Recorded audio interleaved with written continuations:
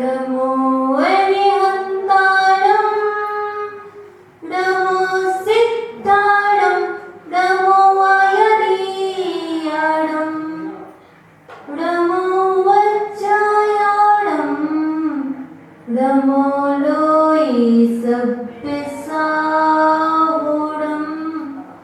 नमो लोये सब्बिसाहुणं चन्द्रप्रभं चन्द्रमरीचिगौरं चन्द्रं द्वितीयं जविकीर्तिकान्तं वन्दे वन्द्यं मयतामशीर्णं जिनं जितस्वान्तिकसायवन्द्यं जिनं जितस्वान्तिकसायवन्द्यं मेरे पवित्र मन में गुरुदेव आओ, मैं शास्त्री वाचन करूं प्रतिभा जगाओ। अरिहन्ति भासिते सभी श्रुतोदीपिताओ, अरिहन्ति भासिते सभी श्रुतोदीपिताओ। क्या बोलना अब मुझे तुम ही बताओ, तुम ही बताओ। बोले देवी माँ देवी बेकजड़ श्री चंद्रप्रभु भगवान की। बोले परम पूज्य आचार्य और गणाचार्य श्री 120 सागर जी महाराज की। सरस्वत कवि नय चक्रवर्ती मम गुरुवर आचार्य और श्री 120 सागर जी महाराज की। उत्तम संयम धर्म की।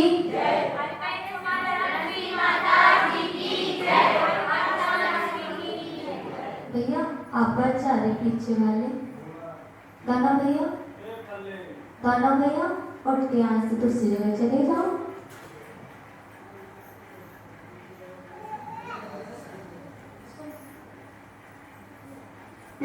अर्पण हे माँ चिलवाणी जग कल्याणी अरिहंतो भासितो सिद्ध सिद्धितो आश्चर्य आश्चर्यित उपाध्याय उपासित सर्वे साधो साधित जीवित तत्व प्रबोधिनी अजीवित तत्व विवेचिनी सर्वाश्रव निरोधिनी कर्म बंध विमोचिनी शंबर पद प्रदायिनी निजरा निझरणी मोक्ष महल धारिणी हे माँ जिलवाणी तेरी जय हो सदा विजय हो। तेरे विशाल पद में श्रुत सूर्य का उदय हो, श्रुत पुत्र का उदय हो। आत्मन पहले हम एक चीज आपको बता देते हैं। हम सर्वप्रथम जिनवाणी माँ की आराधना क्यों करते हैं?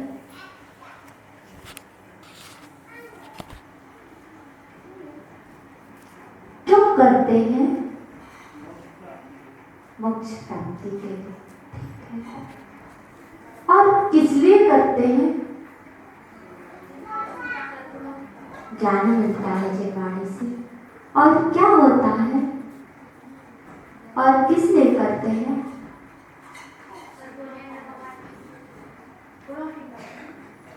हाँ, भगवान के गुणों की प्राप्ति के लिए आप जिनवाणी की आराधना करते हैं। क्या आराधना मात्र करने से आपको गुण प्राप्त हो जाएंगे? हो जाएंगे? तो करो, हम मना नहीं करेंगे। अब तो प्रतिदिन आराधना करते हो और अभी तो पिछले 5 दिनों से देख रहे हैं कितनी आराधना करते आ रहे हो, कितनी कर रहे, 1 घंटे नहीं, 2 घंटे नहीं, 3-3 घंटे आराधना कर रहे हो। मोक्ष मिला क्या? गुण प्राप्त हुए क्या? ज्ञान मिला क्या? बताओ। ज्ञान तो मिला है, पर आचरण में कितना आया? क्योंकि ज्ञान तो एक अक्षर का भी हो जाए तब भी ज्ञान की कोटि में आता है। एक अक्षर का अज्ञान को दूर कर देना तब भी ज्ञान प्राप्त हो जाना कहलाता है। लेकिन यह जिनवाणी माँ की अति हम श्रद्धा से, भक्ति से आराधना करते हैं तो नियम से आपको वह चीज मिलती है जो आपको, जिसकी आपने कभी कल्पना भी न की होगी। आपको पता होगा आज कौन सा पर्व है? कौन सा पर्व है? आज सुगंध दशमी है। और क्या है आज? आज लोरी व्रत है। और क्या है आज? और संयम भी है। संयम है कि उत्तम संयम? उत्तम संयम है ना? अच्छा।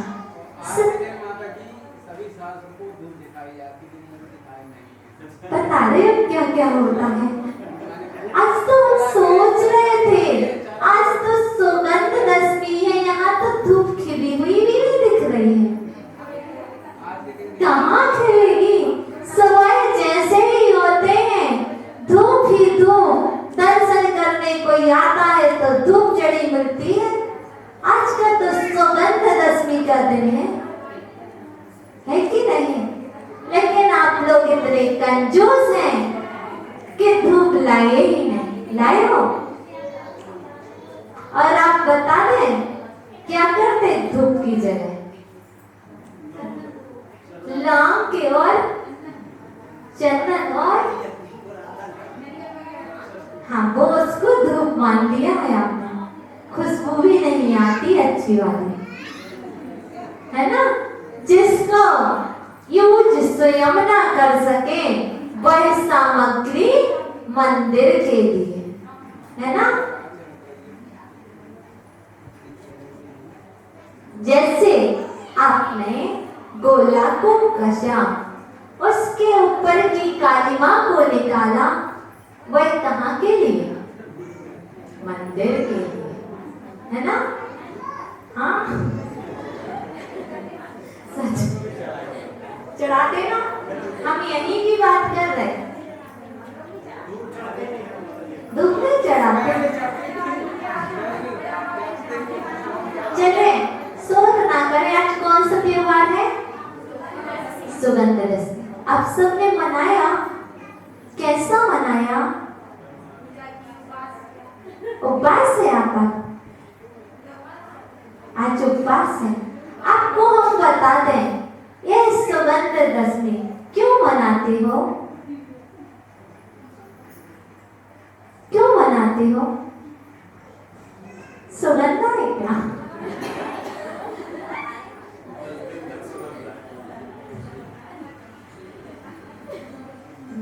फिर क्यों मनाते हो?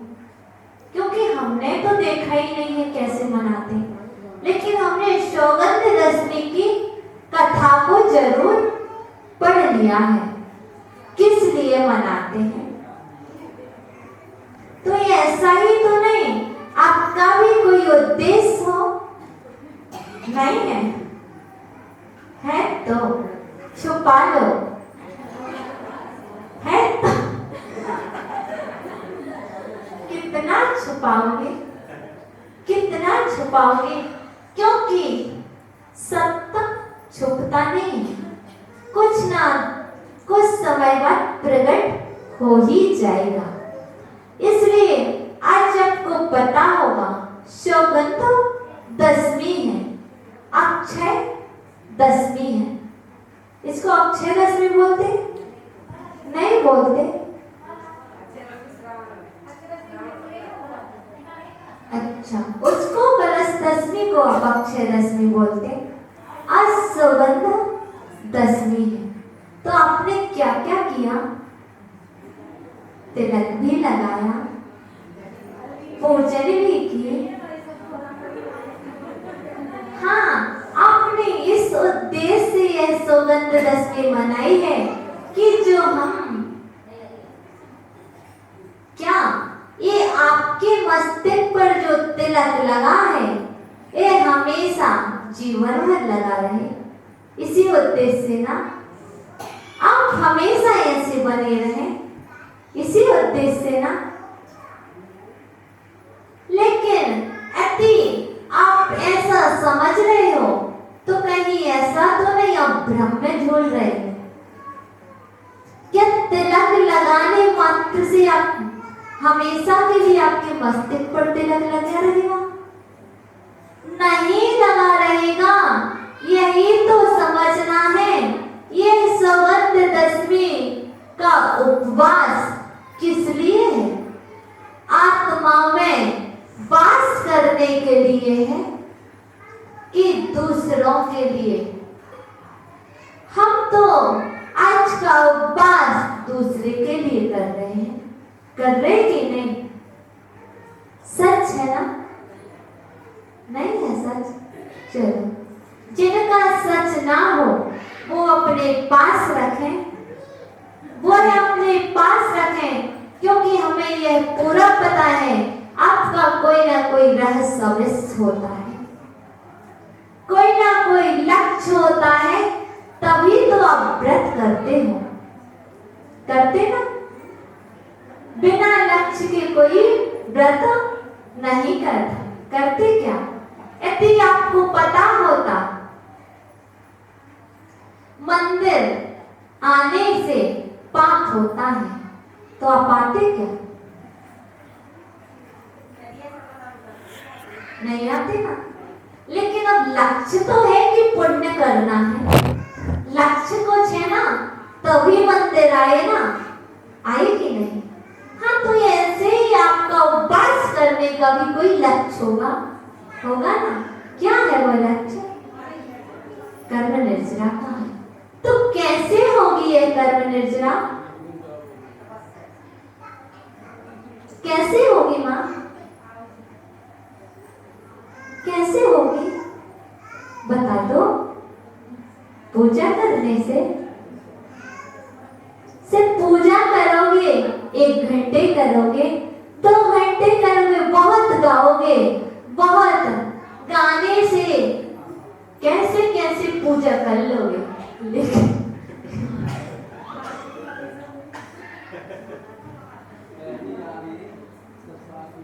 लेकिन आपको क्या होने वाला नहीं है? फल मिलने वाला नहीं है, क्योंकि आपको पता होगा आज कौन सी पूजन करते हो? नहीं, 16 कारण पूजन। उसमें क्या बोलते? जय जय नाथ परम गुरु हो। क्या मांग रहे हैं? लड़के को मांगता, लड़की मिल गई। जय जय नाथ परम गुरु हो, लड़का मांगे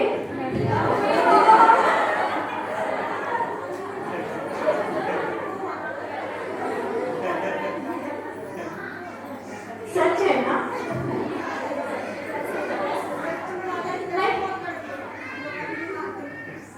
कैसे नहीं मांगते? मुझे पता है आप क्या क्या मांगते हो। जब हमारे पास दर्शन करने आते हो तब आशीर्वाद में मांगते हो कि माता जी हमें कुछ मिल जाए, आशीर्वाद दे दो। तो हम कैसे माने कि आप हमसे मांग रहे हो? तो भगवान तो बोलते नहीं, उनसे ना जाने क्या क्या मांग लेते हो। पक्का है कुछ ना कुछ तो मांगते होंगे, ऐसे ही नहीं आप फूकट में श्रीफल चढ़ा रहे। क्यों?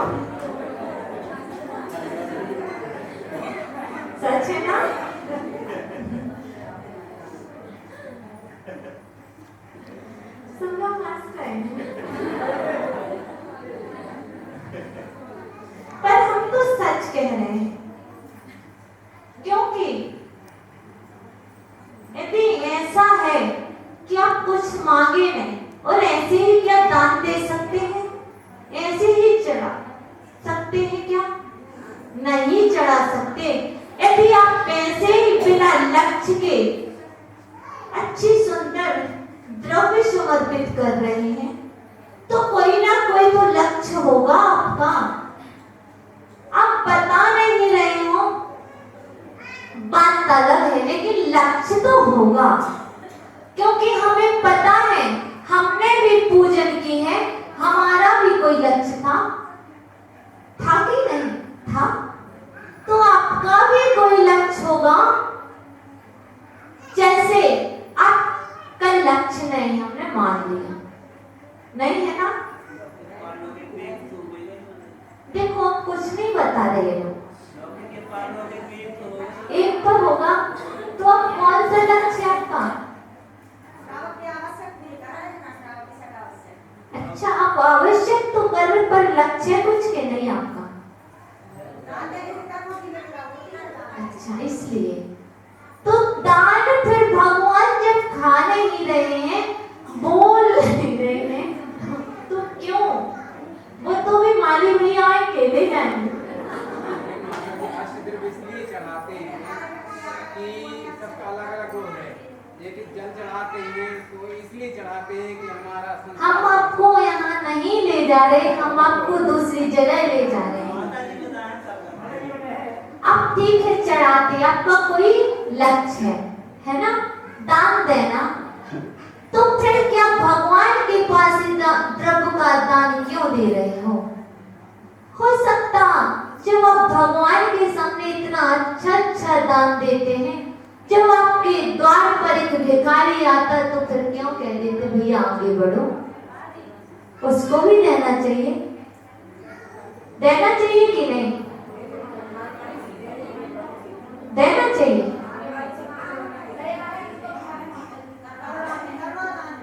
करुणा दान है। किस पर करुणा? भिखारी पर करुणा। कौन से शास्त्र में लिखा है?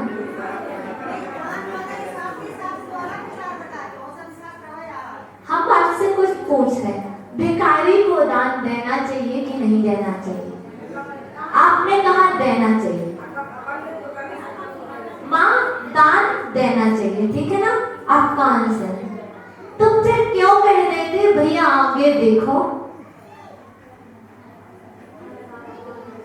क्यों कहते हो?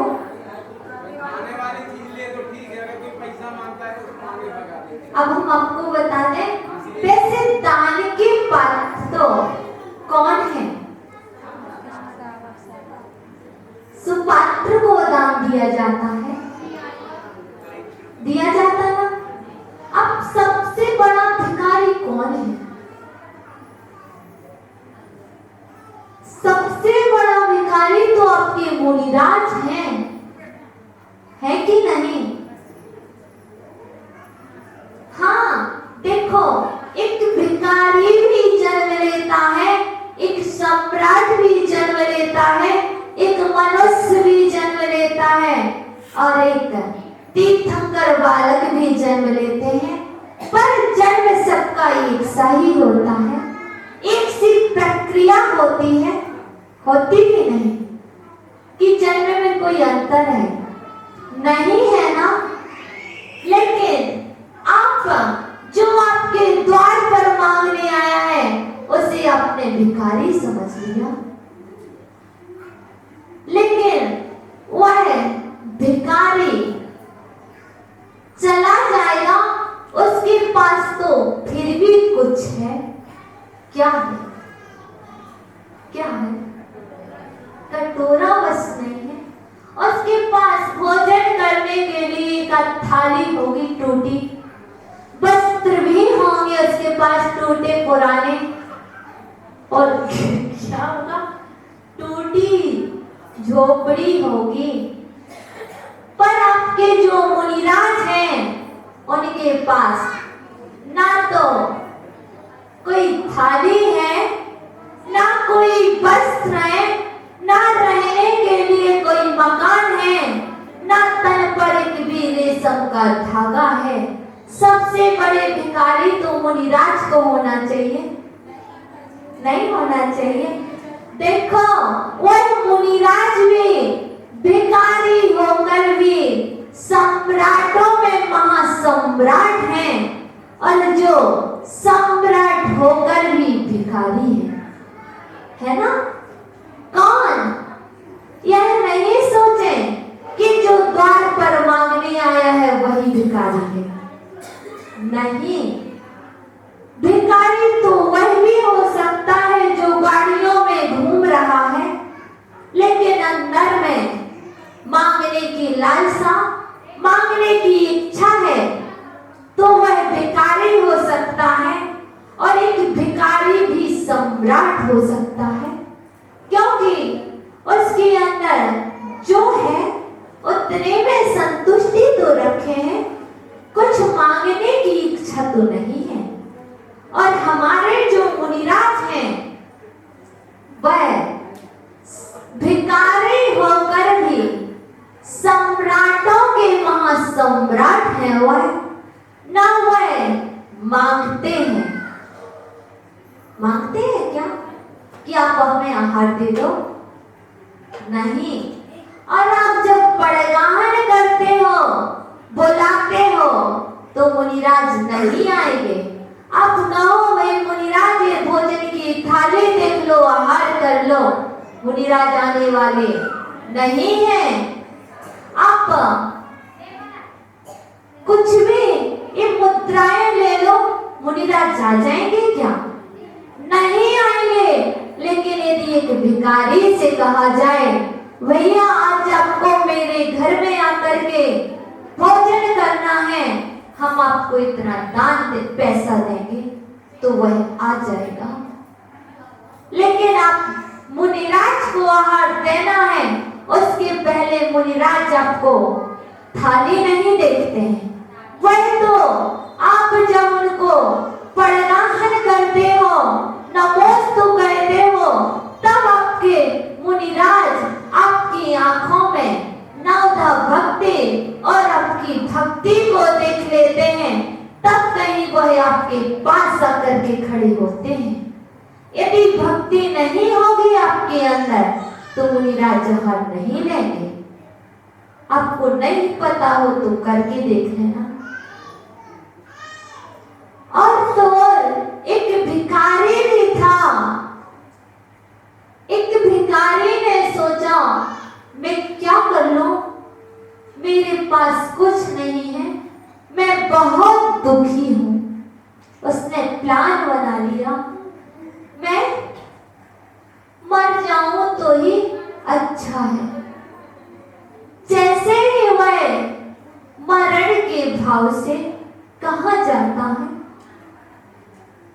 पेड़ के पास जाता है, और उसी पेड़ के नीचे एक नग्न पुरुष, वह नहीं जानता कि साधु संत भी कोई होते हैं, देखता है ये कौन बैठे हैं।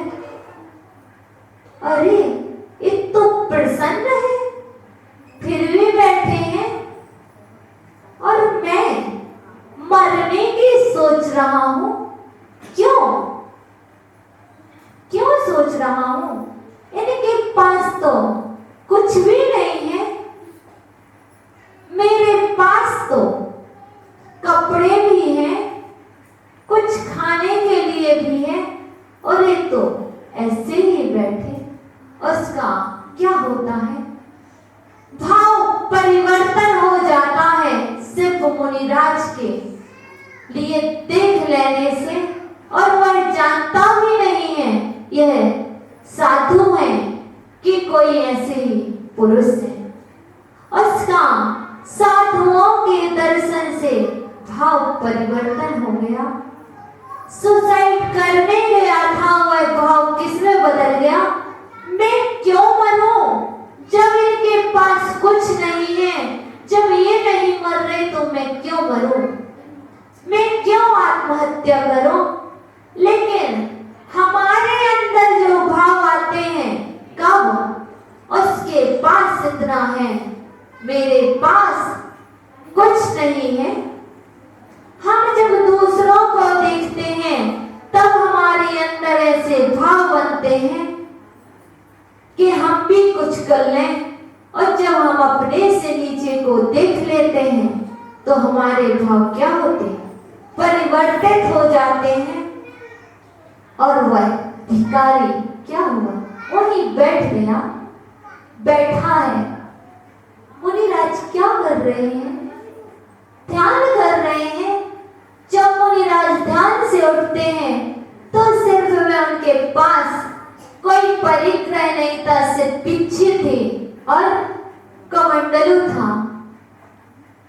उस पिच्छे को उठाते हैं और ईलिया समिति का पालन करते हुए चल रहे हैं। और मुनिराज ने प्रतिज्ञा ली, आहारचर्या के लिए निकल पड़े। भिखारी देख रहा है यह व्यक्ति कहाँ जा रहे हैं, पीछे पीछे जा रहा है। बड़े बड़े लोग महाराज श्री का पड़गान कर रहे हैं, बुला रहे हैं, हे स्वामी नमोस्तु नमोस्तु, एक बार तो मेरी कुटिया में आ जाओ, मेरी कुटिया को पवित्र कर दो। लेकिन मुनिराज नहीं जाते हैं, आगे बढ़ते जा रहे हैं। भिखारी सोच रहा है इनके पास कुछ नहीं है, आखिर है ये कौन? कौन है जो इनके लिए इतने बड़े बड़े सेठिया लोग अपने घर में प्रवेश करने की बोल रहे हैं और मैं कुछ मांगने को जाऊं तो धक्के देकर बाहर निकाल देते हैं कि चलो आगे बढ़ो। ये आखिर कौन करवा रहा है? कौन? असंयम। अति हमने अपने जीवन में थोड़ी सा भी संयम ले रखा है तो आपको कोई मना करने वाला नहीं है। यदि आपके जीवन में असंयम है तो क्या हुआ? आपको भी धक्के देकर बाहर निकलना पड़ेगा। कैसे? जैसे उस भिखारी के लिए लोग धक्के देकर निकाल देते हैं, चलो आगे बढ़ो। यदि आपकी इस जीवन रूपी गाड़ी में संयम रूपी ब्रेक नहीं है तो आज तो ठीक है, आपके हाथ पैर चल रहे हैं। जब कल आप वृद्ध हो जाएंगे तो कहीं आपके बच्चे ही आपको ना निकाल देकर, कहीं कहने ना लगे कि पिताजी आप वृद्ध हो गए हो, आपसे अब कुछ कार्य नहीं होता है, इसलिए हम आपकी सेवा नहीं करेंगे। यदि आपको अपनी सेवा करवाना है तो आपके लिए जीवन में थोड़ा सा संयम आवश्यक है, क्योंकि जब हम पुण्य कार्य करेंगे, संयम का पालन करेंगे तो पुण्य क्या होगा? घटेगा कि बढ़ेगा? घटेगा, बढ़ेगा। पुण्य बढ़ेगा तो आपकी सेवा बेटा नहीं करेगा, आपका पुण्य बेटा से सेवा करवा लेगा। ना आपकी सेवा आपकी बहू करेगी, आपका पुण्य आपकी बहू से आपकी सेवा करवाएगा। लोग कहते हैं कि हमारी बहू बात नहीं सुनती, हमारी सासू माँ ऐसी हैं, लेकिन यह बिल्कुल दोष देना बंद कर देना कि वह ऐसी हैं। वह कुछ भी नहीं है, जैसा आपका पुण्य था वैसी आपको सास मिली है, और जैसा आप सासू माँ का पुण्य था वैसे ही उनके लिए बहू प्राप्त हुई है। यह तो सिर्फ हम कह देते हैं कि ऐसा है, बिल्कुल गलत है। क्योंकि आपको पता है सीता ने, अंजना ने कभी भी किसी को दोष नहीं दिया है। दोष दिया है तो स्वयं को दिया है, अपने कर्मों को दोष दिया है। लेकिन उन्होंने वन में रहकर भी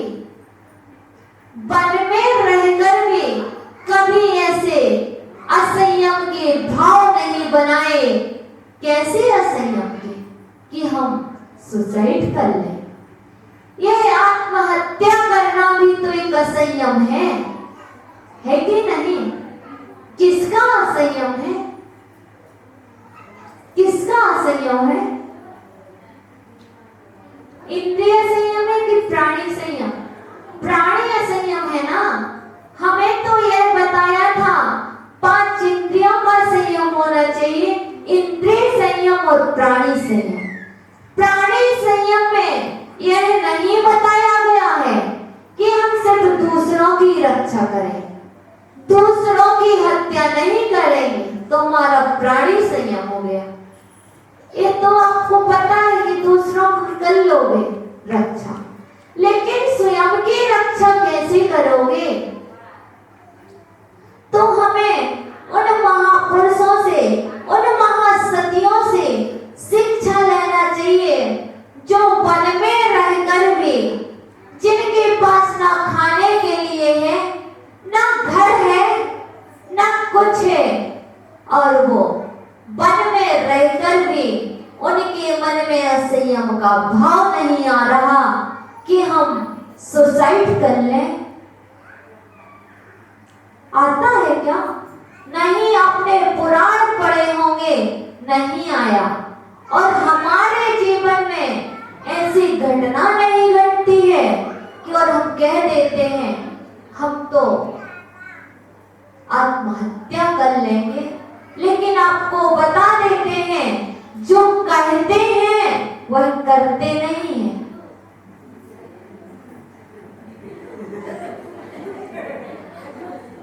सच है ना? जो कहते हैं वह करते नहीं हैं।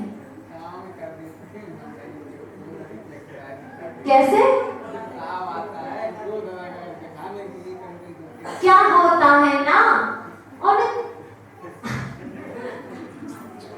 डरवाने के लिए कि कोई डर जाए, अपना काम पूर्ण करने के लिए, अपने कार्य की सिद्धि करने के लिए क्या करते हैं महिलाएं?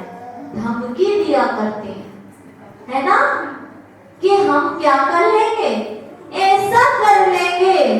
तो फिर आप कार्य के लिए पहले ही कह देते हो, लो देवी कर लो, आपको करना है ना? ऐसे ही है ना? लेकिन उन महिलाओं से भी कह रहे हैं, ध्यान रखना, धमकी भी दोगे ये बाली तो नरक जाओगे। क्योंकि जिस समय आप ऐसे भाव कर रहे हो और शब्द का उच्चारण कर रहे हो तो यह शब्द भी असंयम के शब्द हैं, वह आपको नरक ले जाएंगे। लेकिन हमारे गुरुदेव कहा करते थे, यदि धमकी देना है तो दो। कैसी? बता दें, बता दें कैसी? यदि आप हमें यह कार्य नहीं करने दोगे तो हम घर से चले जाएंगे, आज का दीक्षा ले लेंगे और घर वापस नहीं आएंगे। यदि ऐसी धमकी दोगे तो क्या होगा?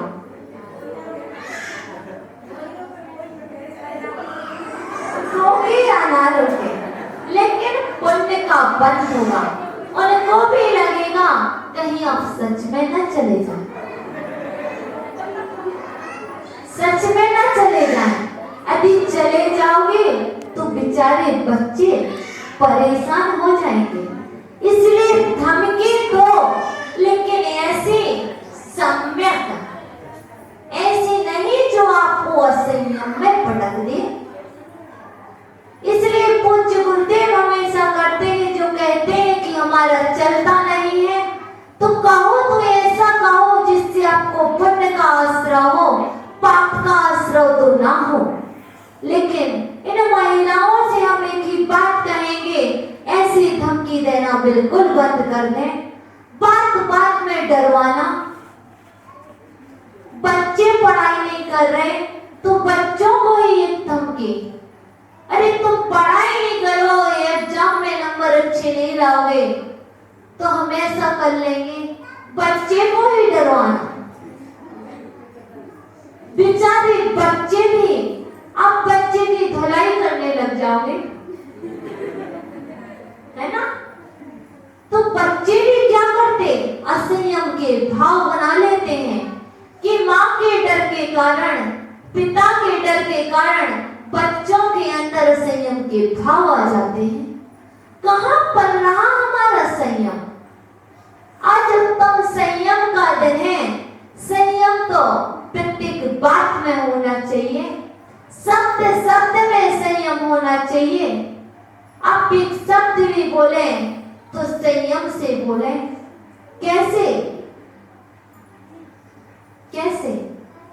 भोजन करना है, संयम से करें, संयम से कराएं। आप बच्चे को भोजन करा रही हो, कैसे? टीवी के सामने ले जाकर। जब आप स्वयं मां होकर के बच्चे के लिए भोजन टीवी के सामने ले जाकर कराओगे तो कहां तक बच्चे आपके संयम पालेंगे? हम कहते हैं कि बच्चे टीवी देखकर भोजन करते हैं, बच्चे नहीं करते। यह तो आपने छोटे से आदत डाल दी है। जब वह भोजन नहीं करता था तो आप टीवी के सामने बिठाकर करवाते थे। यह सब गलती आपकी है। आप कहो कि बच्चों की, बिल्कुल नहीं। यह तो जो भी बच्चे करते हैं यह माता पिता की गलती, और जब बड़े हो जाते हैं तो बाहर के संस्कार काम करते हैं।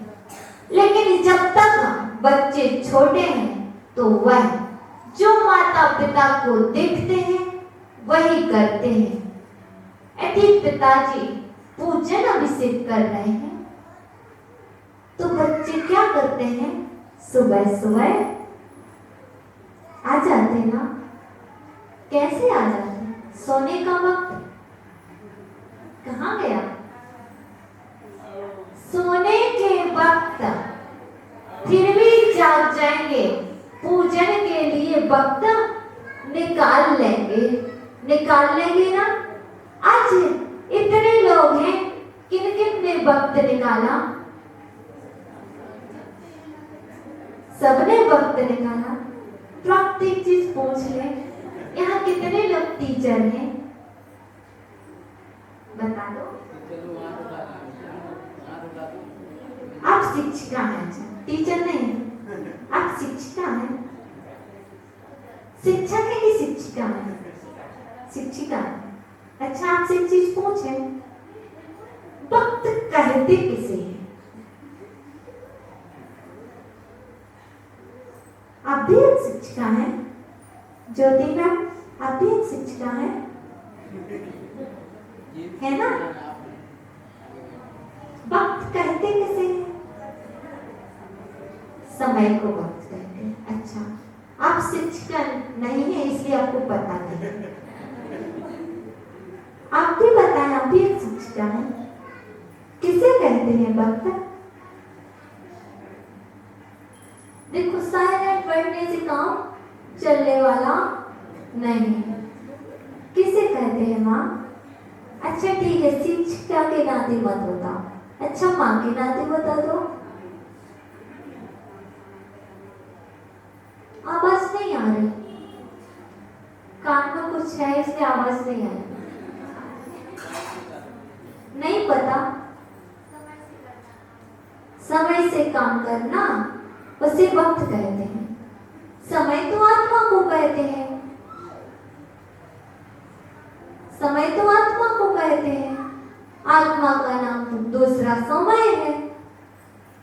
आत्मा का कार्य टाइम पर करना वक्त हो गया।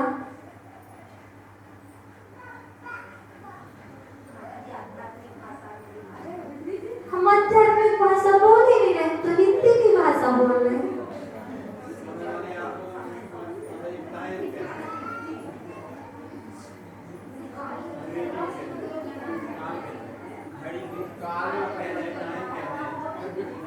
अच्छा, काल लब्धि की बात कर रहे हैं, काल की बात कर रहे हैं। काल तो सर्प को कहते हैं।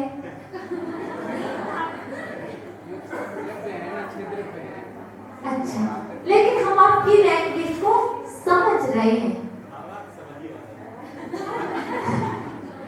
तो हम आपसे पूछ रहे हैं, आज आपने समय निकाल लिया, किस लिए निकाला समय? समय निकाला कि वक्त निकाला? समय निकाला। अच्छा, आत्मा इधर आई। क्या निकाला माँ? समय निकाला आपने कि वक्त निकाला? देखो आप बता, एक नहीं है भैया, अलग अलग। जमीन और आसमान का अंतर है दोनों में। क्या निकाला आप सबने? समय निकाला। कहाँ है? दिखाओ ना समय।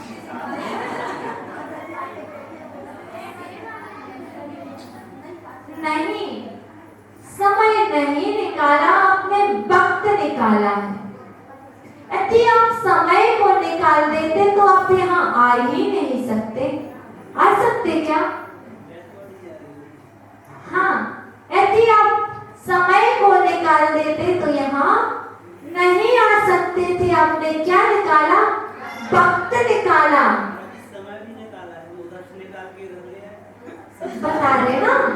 बता रहे ना, क्यों घबरा रहे हो? देखो, लेकिन ये वक्त किस लिए निकाला?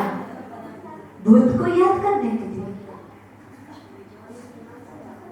भूत क्या है? भूत क्या है?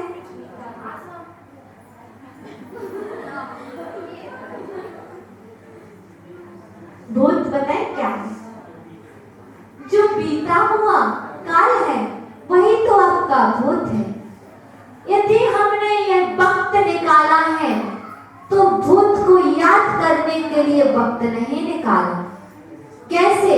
मंदिर आए हो, मंदिर के लिए वक्त निकाला है, ना कि सासू माँ के भूत को याद करने के लिए, ना बहू के भूत को याद करने के लिए, ना आपकी कब शादी हुई थी, आप छोटे में कैसे थे, जो कुछ बीत गया है उस भूत को याद करने के लिए आज अपने वक्त नहीं निकाला।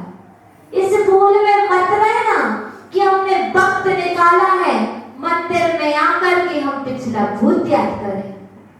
ये वक्त इसलिए निकाला है कि हम भूत को, उस पवित्र भूत को याद करें जिससे हमारा वर्तमान पवित्र हो जाए, वर्तमान शुभ हो जाए।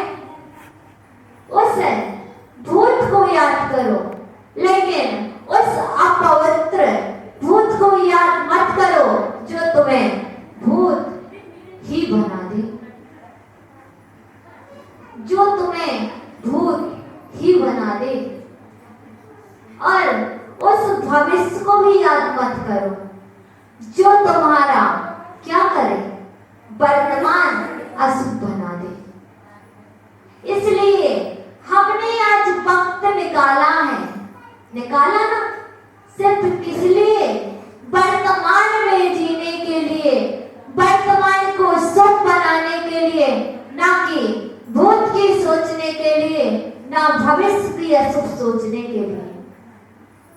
क्योंकि हम मंदिर आते हैं, वक्त निकाला है, भूत में क्या हुआ था और भविष्य में हम उनका कैसा करेंगे सोचते ना, इसलिए ये वक्त नहीं मिला।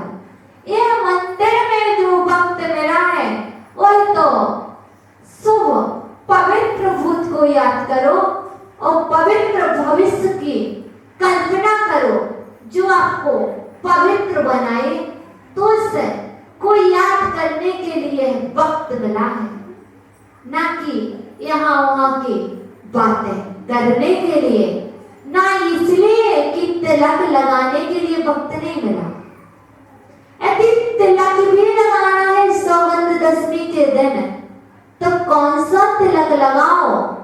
संयम रूपी तिलक लगाओ जो एक बार लगे तो जीवन में कभी न छूटे।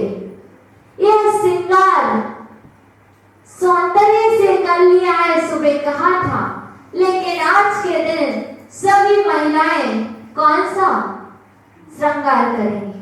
जो श्रृंगार उन्होंने थे सब तो भंवर पाड़े थे, वही श्रृंगार करके आएंगे आज।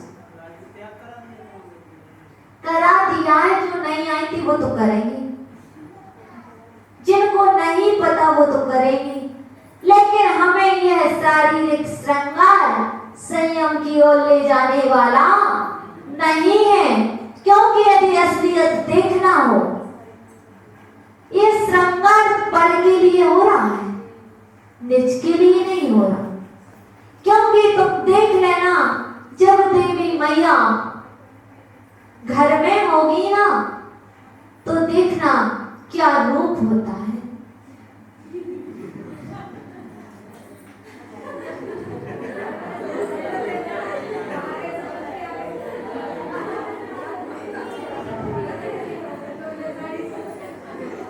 क्या होता है, किचन में अच्छा रूप देख,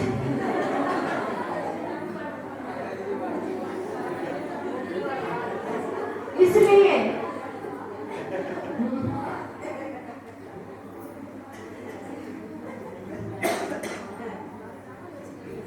सच है ना, इसलिए ये श्रृंगार अपने जब बाहर आए तो पोता पाती करके सामने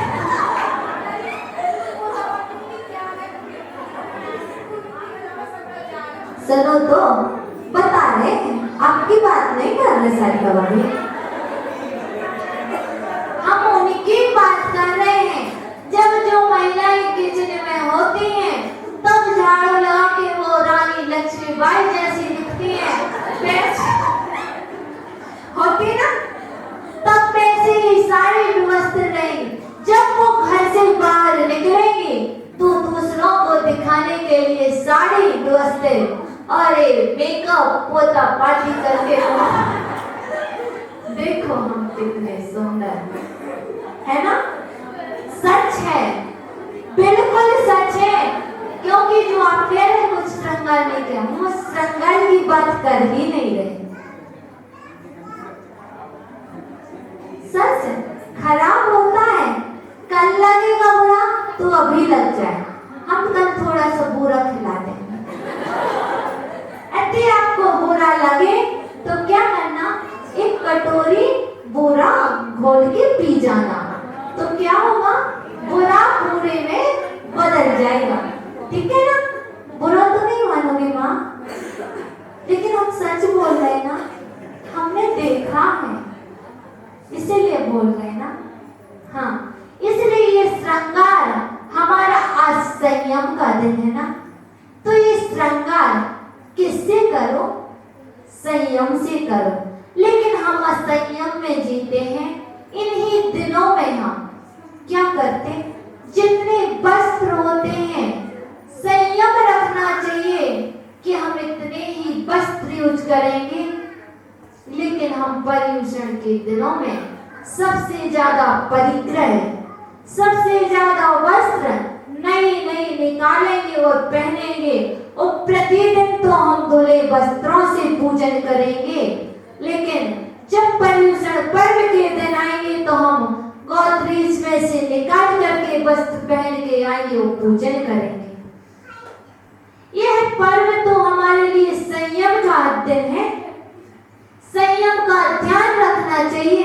अब कहते हो माता जी पैर छुलवा लो, वो कैसे छुलवाएं, क्योंकि उनको पता है जो आपके गोदरेज में वस्त्र पड़े हुए हैं वह सिर्फ आपके यहीं के नहीं है, कई आपने उन वस्त्रों में शादी अटेंड की होगी, कई फंक्शन अटेंड किए होंगे, धोले भी नहीं होंगे। ये हमसे पूछो, मुझे पता है। और आप कहते हो माता जी आप छुलवा क्यों नहीं है। ये पर्यूषण पर्व में एक विशेष महत्व होता है, जो कार्य की सिद्धि कभी ना हुई हो, यदि आप साधना करने लग जाओ तो इन 10 दिनों में जो साधना करोगे वो फलदायी नहीं होगी। ऐसा आचार्य भगवान धवला जी में कहते हैं, जो भी साधना आपने कभी ना की हो वो इन पर्यूषण पर्व के दिनों में कर लेना, वह साधना आपकी फलीभूत होगी। इसलिए हम थोड़ा सा तो संयम रखें, क्योंकि आज संयम का दिन है। हम इतना तो संयम रखें कि मंदिर जी आएंगे, धुले वस्त्र पहन के आएंगे, सुबह तो कम से कम हमें भोजन करना है, द्रव्य चढ़ाना है। शाम का हमने मान लिया कि आपको कुछ नहीं करना है, सिर्फ पार्टी करना है, चिनवाड़ी भी नहीं छोड़ोगे तो मान भी लें, लेकिन सुबह टाइम हम इस मानने तैयार नहीं है, क्योंकि हमें तो जिनेंद्र भगवान के चरणों में आकर के जहां पर हमारे लिए क्या मिलता है, स्थान मिलता है। सिर्फ एक यही तो स्थान है जहां हम सभी के लिए जगह मिलती है।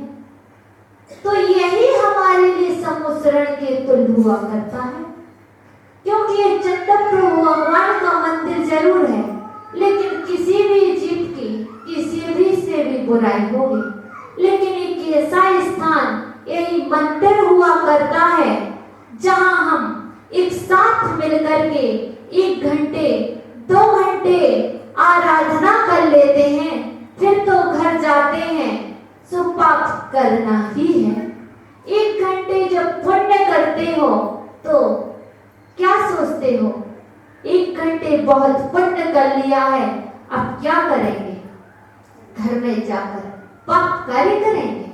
नहीं, यह मंदिर तो हमें पाठशाला है, यह मंदिर तो हमें पाठशाला में संस्कार मिलते हैं, हम संस्कार लेकर गए हैं। और घर से कैसे आए थे, कुछ संस्कार लेकर आए थे, दूसरों को जलाने के भाव लेकर आए थे। जब आप मंदिर से जाओ घर के लिए तो जलधारा बन करके जाना, क्योंकि आपने शांति धारा देखी है। शांति आपके जीवन में नहीं आई तो किस काम की वह शांति धारा, किस काम की वह पूजन? जब आप मंदिर आए, पूजन की 1 घंटे और फिर घर गए तो क्या वही प्रयोगशाला, वही घर एक प्रयोगशाला है, मंदिर एक पाठशाला के समान है। घर में हमें 1 घंटे जो हमने संस्कार पाए हैं, उन 1 घंटों के संस्कार हमें 23 घंटे प्रयोगशाला करना है, उनका प्रयोग करना है कि हमने 1 घंटे में क्या सीखा। लेकिन होता ऐसा नहीं है, 1 घंटे बहुत पूजा और घर जाकर क्या, किसकी पूजा, किसकी आरती, दूसरी चीजें होने लगती ना। इसलिए यह जीवन बहुत अमूल्य है, इसकी कीमत करो। आपको पता होगा देव होते ना भैया, देव कौन कौन से देव होते हैं? हाँ, चतुर्निकाय देव होते हैं, इंद्र भी होते हैं, अहिमिंद्र भी होते हैं, लेकिन इंद्र चाहे तो क्या पलट सकते हैं, मेरू पर्वत भी पलट सकते हैं, और यदि अहिमिंद्र चाहे तो तीनों लोक पलट सकता है, इतनी शक्ति है। लेकिन एक मनुष्य ही ऐसा प्राणी है जो यदि जीवन में संयम धारण कर लेगा तो मुनीन्द्र बन जाएगा, और मुनीन्द्र बनेगा तो अष्ट कर्मों को पलट करके मोक्ष पद को पालेगा। इतनी बड़ी शक्ति है किसमें? मनुष्य में, आप में, है ना? आप सब मनुष्य है ना, इसलिए मनुष्य की बात नहीं करते। इतनी सब शक्तियां आपके अंदर विद्यमान हैं, और इस शक्तियों को पहचाने जो आपके लिए संयम धारण करा सके। आप तो सोच रहे होंगे हम एक टाइम भोजन नहीं कर सकते, पर अभी कर रहे कि नहीं? कैसे कर रहे भैया? चल रहा अच्छे से, कोई दिक्कत तो नहीं हो रही? क्या हो रही? प्यास सताती, लेकिन फिर भी कर रहे ना, क्यों कर रहे थे?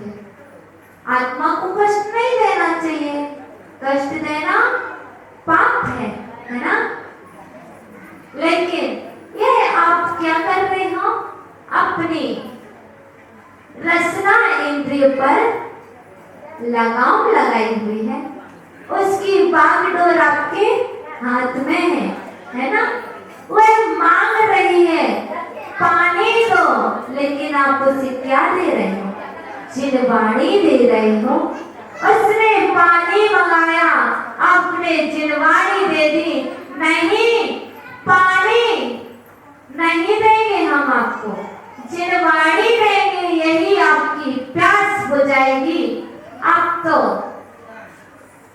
जैसे ही आप साधु के लिए घर में बुलाया था ना, तो कह रहे थे हमारी भक्ति है, आइए। ध्यान रखना, सिर्फ आपके बुलाने से नहीं आ जाते महाराज जी। आ जाते भैया? नहीं आते। आपकी रोटी भी बुलाती है कि हमने जो है वनस्पति कायिक शरीर धारण किया था, उस रोटी का भी कहना है एक बार आ तो जाए मुनिराज, उनके हाथ में हमारी यह एक दाना पड़ जाए। प्रत्येक जीव अपनी अपनी भावनाएं से बुलाता है, क्योंकि यदि आप अकेले बुलाएंगे तो मुनिराज चले जाएंगे। उस रोटी का भी पुण्य नहीं होगा, उस दाने का भी पुण्य नहीं होगा, तो उनके हाथ में वो ठहर नहीं सकती। यह तो अंतराय आ जाएगा, कोई ना कोई कारण बन जाएगा। इसलिए ध्यान रखना, आपने जो पानी की बात करी है, प्यास लगती है, आप कभी उसको जिनवाणी दे रहे हो, एक ना एक दिन आपकी वह क्या होगी? कंट्रोल कर लेगी रसना इंद्रिय कि मुझे ऐसा ही जीना पड़ेगा। यही संयम है, क्योंकि संयम के साथ अधिक जीना, संयम के साथ कम जीना श्रेष्ठ है, और असंयम के साथ 1000 वर्षों जीना श्रेष्ठ नहीं है। इसलिए अपने जीवन में क्या धारण करें? संयम धारण करें। आज कितने लोग हैं जो रात्रि में भोजन और पानी नहीं पिएंगे? बहनों, सब बहनें करो हाथ, आज तो करने ही पड़े, हमें पता है ना, हमें पता है ना कि क्या है। बहनें सारी करो। हाँ, रात्रि भोजन और रात्रि पानी, हाथ करो ऊपर। हाँ, आज का नहीं, जब तक पर्यूषण पर्व लगे करो ना हाथ जल्दी। 6 के बाद पानी का ध्यान, चलो करो। हमें पता है कि रात्रि भोजन भी हो रहा है, एक दिन का व्रत हो रहा है। आज हम एकासन करेंगे भैया, आज हम एकासन करेंगे, आज का उपवास करेंगे, कल जाकर के हम रात्रि में भोजन कर लेंगे। हम इसलिए कह रहे हैं ना एकासन करो ना उपवास करो, लेकिन रात्रि भोजन नहीं करो। इस दिन में आंखें मिली हैं, इनका सदुपयोग कर लो, वरना उसी पर्याय में जाना पड़ेगा, या तो चमगादड़ या बिल्ली उल्लू। ध्यान रखना, पक्का है, ये तो हरिवंश पुराण और पद्म पुराण में लिखे हैं भगवान, अब इसमें कोई नहीं डाल सकता। तो जो दिन में इन नेत्र मिले, इनका उपयोग नहीं करें। हाँ, तो आज संयम है ना, संयम ग्रहण किया ना, कितने दिन के लिए? उत्तम ब्रह्मचर्य व्रत के दिन तक हम रात्रि में जल एवं भोजन नहीं करेंगे। पूर्ण त्याग हो गया सबका, माताओं सबका हो गया। करो बहन, चले आज संयम का दिवस, इसलिए थोड़ा सा हमें मत बताना आपने क्या नियम दिया, हमें मत बता, लेकिन अपने अपने जीवन में एक थोड़ा सा संयम जरूर ले लेंगे जो आपके लिए मोक्ष तक ले जा सके, क्योंकि सिंह ने सिर्फ रात्रि का पानी का त्याग किया था, वह महावीर बन गए थे। हाथी ने क्या किया था? हाथी ने भी संयम लिया था, वह पारसनाथ बन गए थे। हाँ, हरी पत्ती नहीं खाई थी। और देखो, बंदर ने भी त्याग किया था, इत्यादि गाय बैल ने भी सब चीज का त्याग किया और वे क्या बन गए? दिव्य पर्याय में चले गए। और हम मनुष्य होकर के थोड़ा सा त्याग न कर पाए तो हमारे नियम से दुर्गति होगी। आज उत्तम संयम है, हमें पूर्ण विश्वास है कि आप कोई ना कोई संयम अपने मन में संकल्प लेंगे।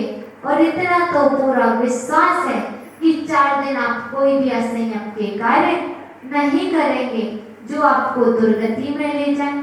इसलिए आज उत्तम संयम है, तो संकल्प भगवान के सामने कर लेना। और वह संकल्प ऐसा हो, छोटा सा, जो जीवन पर्यंत के लिए हो। छोटा सा कोई भी ले लेंगे आप नियम, कोई भी ले लेना, चाहे सुपारी का ले लेना। एक संकल्प ऐसा ले लेना जो जीवन भर आपका काम आए, तो हमारा ये उत्तम संयम धर्म बनाना सार्थक हो जाएगा। और डायरी में नोट कर लेना, इस वर्ष हमने ये नियम लिया था। बस, तो ये नियम कब याद आएगा? जब आप या तो दिव्य पर्याय में होंगे, तब आप अपने अवधि ज्ञान से जान लेंगे कि हम इस संयम को ग्रहण किया था, इस संयम के कारण हम दिव्य पर्याय में आए हैं। इसलिए छोटा सा संयम हमें ऊपर ले जाता है और छोटा सा असंयम हमें नीचे नरक निगुत की यात्रा कराता है। तो हम अपने जीवन को सफल बनाए। लिए आचार्य भवन से फिर विवाह सावजी महाराज जी अति वक्त मिले तो कल फिर वक्त मिले, समय में वक्त मिलेगा तो आप शाम को वक्त मिले तो हम नहीं बनाएंगे आपको, हम बिल्कुल नहीं अब कहेंगे आपसे। यदि आपके पास वक्त हो तो शाम को आएंगे, ध्यान करेंगे। यदि वक्त नहीं हो तो क्या करना? तो बताना, ठीक है? वक्त मिलेगा।